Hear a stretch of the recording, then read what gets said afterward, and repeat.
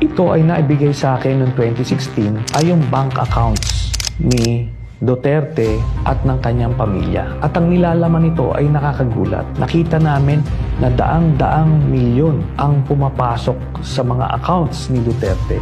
Joint account si Sara Duterte at si Pangulong Duterte. Every 6 months, may pumapasok na dividendo galing kay Sami Uy papunta sa accounts ni Duterte, ni Sara, Baste, Pulong at Hanilet. Lahat ito tumototal ng 40 to 55 million every 6 months. Buong pamilya ng Duterte ay kumikita sa illegal drugs. Dahil sa impeachment case ni Sara Duterte, ang mga bank accounts na ito ay lalabas at makikita ninyo na si Sami Uy ay nagbibigay ng pera kay Sara Duterte at buong pamilyang Duterte. Ang buong paniniwala natin na si Duterte ang pinakang galit sa illegal na droga. Pero ang katotohanan, siya pala ang may pinakamalaking drug cartel dito sa Pilipinas. Ito pong